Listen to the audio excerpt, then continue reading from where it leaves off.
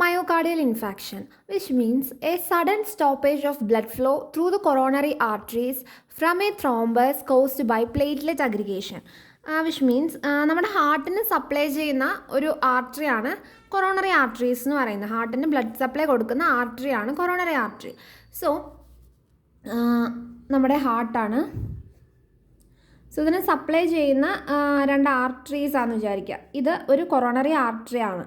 അപ്പോൾ ഇതിൽ കൂടെ ബ്ലഡ് ഫ്ലോ ചെയ്യുന്ന സമയത്ത് ഇവിടെ ഒക്ലൂഷൻ സംഭവിക്കുകയാണ്. ത്രോംബസ് കാരണം ഇവിടെ ബ്ലഡ് ഫ്ലോ കറക്റ്റായിട്ട് നടക്കുന്നില്ല.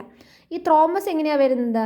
പ്ലേറ്റ്ലെറ്റ് അഗ്രിഗേഷൻ കാരണം ഉണ്ടാവുന്ന ഈ ത്രോംബസ് കാരണം ബ്ലഡ് ഫ്ലോ ഹാർട്ടിന് കിട്ടുന്നില്ല. കൊറോണറി ആർട്ടറിയാണ് ഹാർട്ടിന് ബ്ലഡ് ഫ്ലോ കൊടുക്കുന്നത്, ബ്ലഡ് സപ്ലൈ കൊടുക്കുന്നത്.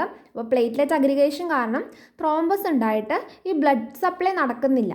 ആ ഒരു സാഹചര്യത്തിൽ ഉണ്ടാവുന്നതാണ് മയോകാർഡിയൽ ഇൻഫാക്ഷൻ. മയോകാർഡിയത്തിന് ബ്ലഡ് സപ്ലൈ കിട്ടുന്നില്ല. അതിന് രണ്ട് ടൈപ്സ് ഉണ്ട്. STEMI which means ST elevation MIയും NSTEMI means non ST elevation MI. STEMI and NSTEMI. STEMI means it is an emergency situation.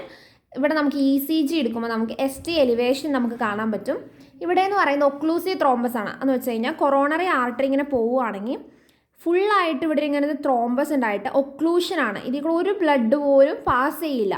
എന്ന് വെച്ച് കഴിഞ്ഞാൽ ഒക്ലൂസീവ് ആയിട്ടുള്ള ത്രോംബസ് ആണ് ഇവിടെ ഇരിക്കുന്നത്. അതുകൊണ്ട് തന്നെ എമർജൻസി ആയിട്ട് നമ്മൾ എന്തെങ്കിലും ചെയ്യണം. ST എലിവേഷൻ ECG എടുക്കുമ്പോൾ നമുക്ക് കാണാൻ പറ്റും. അതാണ് ST എലിവേഷൻ MI. ഇനി അടുത്തത് നോൺ ST എലിവേഷൻ MI, അതായത് എൻസ്റ്റെമി എന്ന് പറയുന്നത് നോൺ ഒക്ലൂസീവ് ത്രോംബസ്. അതായത് ഇതാണ് കൊറോണറി ആർട്ടറി എങ്കിൽ ഇത്രയായിരിക്കും ത്രോംബസ്, അല്ലെങ്കിൽ ഈ ഒരു ഇതായിരിക്കും. അപ്പോൾ ഫുള്ളായിട്ട് ഒക്ലൂഡ് ചെയ്യില്ല, ഇതിൽ ബ്ലഡ് സപ്ലൈ നമുക്ക് പോകാൻ പറ്റും. അപ്പോൾ നോൺ ഒക്ലൂസീവ് ത്രോംബസ് ആണ് നോ ST എലിവേഷൻ.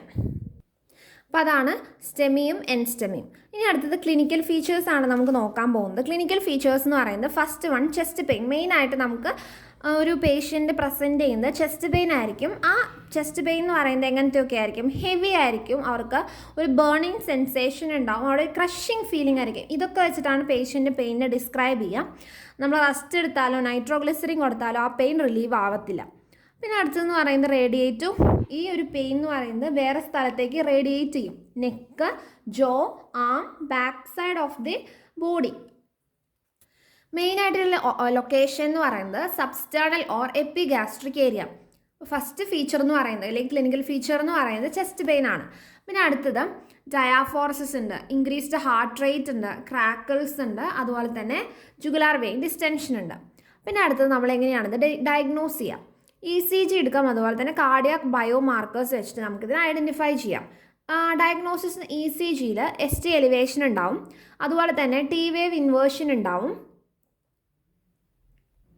അപ്പോൾ കണ്ട ECGയും കാർഡിയോ ബയോമാർക്കേഴ്സിലെ ST elevation, T wave inversion, pathological ആയിട്ടുള്ളൊരു Q വേവ്. T വേവ് എങ്ങനെയാണ് ഉണ്ടാവേണ്ടത്?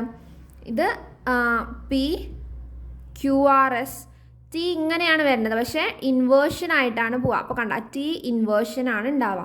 പിന്നെ അതുപോലെ തന്നെ പാത്തോളജിക്കൽ ആയിട്ടൊരു Q വേവ് ഇവിടെ ഫോം ചെയ്യും. പിന്നെ അതുപോലെ തന്നെ ST എലിവേഷൻ ആയിരിക്കും, ഇവിടെ ഒരു എലിവേഷൻ ആയിരിക്കും ഉണ്ടാവുക. പിന്നെ cardiac biomarkers troponin I, troponin T, creatinine kinase, മയോഗ്ലോബിനൊക്കെ നമുക്ക് കാണാൻ പറ്റും. ഇതിൻ്റെ അളവ് കൂടിയിട്ടുണ്ടാവും. അപ്പോൾ അത്രയും കാര്യങ്ങൾ ആണ് നമ്മൾ ഡയഗ്നോസിസിൽ ചെയ്യേണ്ടത്, ECGയും കാർഡിയാക് ബയോമാർക്കേഴ്സ്. സിമ്പിളായിട്ടുള്ള മാനേജ്മെൻറ്റ് എന്ന് പറയുന്നത് ആദ്യം ഫസ്റ്റ് പേഷ്യൻ്റ് നമ്മളെ പ്രസൻറ്റ് ചെയ്യുമ്പോൾ നമ്മൾ എന്താ ചെയ്യേണ്ടത്?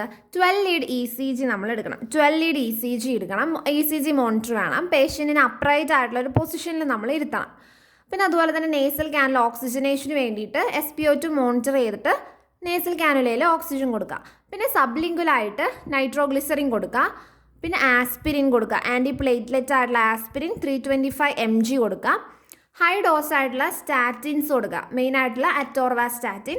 പിന്നെ പെയിൻ, ഭയങ്കരമായിട്ട് പെയിൻ നൈട്രോഗ്ലിസറിൻ കൊണ്ടൊന്നും മാറില്ല, അപ്പോൾ നമ്മൾ മോർഫിൻ സൾഫേറ്റ് കൊടുക്കും. പിന്നെ എന്താ പറയുക, വൈറ്റൽ സൈൻസ് ഫ്രീക്വൻ്റ് ആയിട്ട് ചെക്ക് ചെയ്യും. ആൻറ്റി പ്ലേറ്റ്ലെറ്റ് തെറാപ്പി, അതായത് ആസ്പിരിൻ അതുപോലെ തന്നെ ക്ലോപ്പിഡോഗ്രയിൽ നമ്മൾ അഡ്മിനിസ്റ്റർ ചെയ്യും. പിന്നെ അതുപോലെ തന്നെ ത്രോംബോലൈറ്റിക് തെറാപ്പി സ്റ്റാർട്ട് ചെയ്യും. ഓൾട്ടിപ്ലേസ്, റെക്റ്റിപ്ലേസ്, സ്റ്റെനക്റ്റിക് പ്ലേസ് എന്ന് പറഞ്ഞിട്ടുള്ള ത്രോംബോലൈറ്റിക് തെറാപ്പി സ്റ്റാർട്ട് ചെയ്യും. അതുപോലെ തന്നെ പെർക്യൂട്ടേനിയസ് കൊറോണറി ഇൻ്റർവെൻഷൻ ചെയ്യും. നമ്മൾ സ്റ്റെൻഡ് ഇടും, മെറ്റലായിട്ടുള്ള സ്റ്റെൻഡ് ഇടും. അല്ലെങ്കിൽ ഈ ഒരു സ്റ്റെൻഡ് എന്ന് പറയുന്നത് നമുക്കിവിടെ ഇതാണ് കൊറോണറി ആർട്ടറി. ഇവിടെ നമുക്ക് ഒക്ലൂഷൻ ഉണ്ടായി, അപ്പോൾ നമ്മൾ എന്താ ചെയ്യുക, ഇവിടെ ഒരു സ്റ്റെൻറ്റ് വെക്കും. എന്നിട്ട് ഇതിൽ കൂടെയാണ്, ഇവിടെ ഒരു മെറ്റലിൻ്റെ പോലെ ഇത് വെക്കും, എന്നിട്ട് ഇതിൽ കൂടെ ബ്ലഡ് ഫ്ലോ നടത്തും. അപ്പോൾ ഈ ത്രോംബസ് ഇവിടെ ഇങ്ങനെ പതിഞ്ഞിരിക്കും. അപ്പോൾ അതാണ് ബെയർ മെറ്റൽ സ്റ്റെൻറ്റ് അല്ലെങ്കിൽ ഡ്രഗ് എല്യൂട്ടിങ് സ്റ്റെൻറ്റ് വെക്കും. പിന്നെ അതുപോലെ ലാസ്റ്റ് ഒന്നും പറ്റിയില്ലെങ്കിൽ നമ്മൾ CABG ഓപ്റ്റ് ചെയ്യും. ഇത്രയും മെയിനായിട്ട് എന്താ പറയുന്നത്, MIയിൽ നമ്മൾ ഡെഫിനിഷൻ നോക്കി, ടൈപ്സ് നോക്കി, ഏതൊക്കെയാണ് സ്റ്റെമിയും എൻസ്റ്റെമിയും കണ്ടു, ദെൻ ക്ലിനിക്കൽ ഫീച്ചേഴ്സ് നോക്കി, ദെൻ ഡയഗ്നോസിസ് നോക്കി, ദെൻ ലാസ്റ്റ് മാനേജ്മെൻറ്റും.